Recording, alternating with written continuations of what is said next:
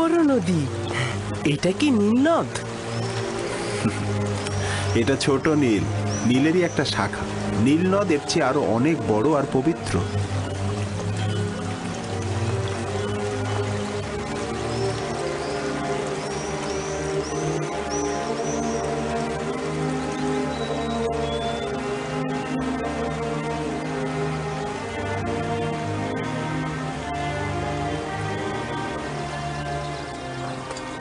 কেন পবিত্র?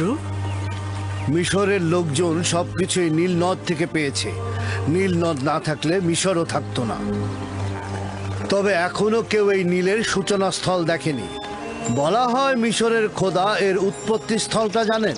এই নদী দক্ষিণ দিক থেকে উত্তরে প্রবাহিত হয়েছে এবং ভূমধ্য সাগরে গিয়ে মিশেছে। আমরা এখন উত্তর থেকে দক্ষিণে প্রাচীন শহর টেবসের দিকে যাচ্ছি। তেবস আমন খোদার শহর।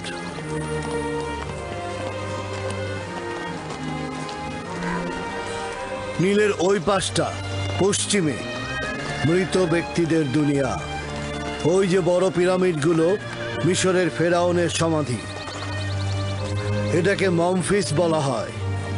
এই জায়গা থেকে নীল নদ বিভিন্ন শাখা প্রশাখায় বিভক্ত হয়েছে।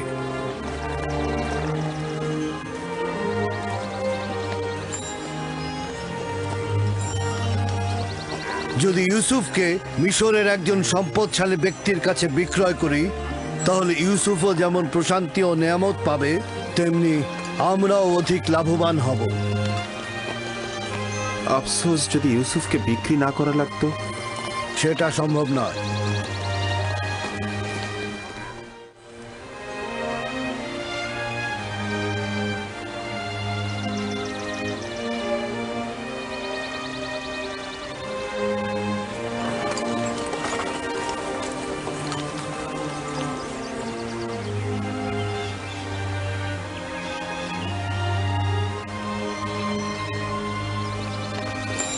আমরা দক্ষিণের দিকে যাব। সম্মুখে একজন মৃত ব্যক্তির সমাধি দেখা যাচ্ছে। ওই যে পশ্চিম দিকে দেখো। এই নৌকাটি মিশরের প্রাচীন ঐতিহ্যের প্রতীক। কোনো সম্ভ্রান্ত ব্যক্তি মারা গেলে এইভাবে নৌবহর সাজিয়ে নদী পরিভ্রমণ শেষে নির্ধারিত স্থানে তাকে সমাহিত করা হয়। ওই যে দূরে অনেকগুলো দরজা দেখছো, ওটা এই নগরীর প্রধান ফটক। আমরা ওই পথ দিয়েই প্রবেশ করব।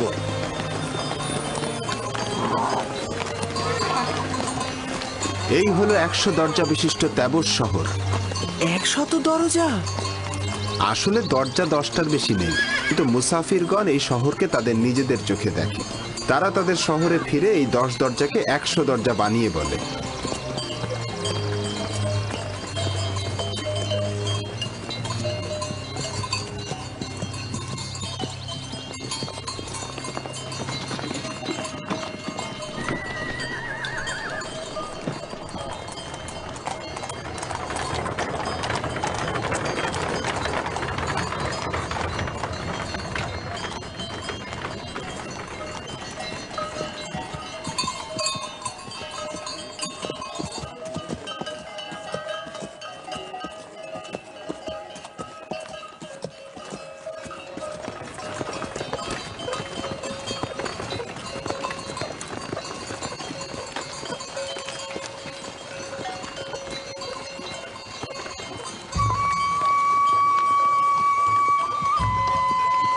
মালেক ইবনে জার বাবেল থেকে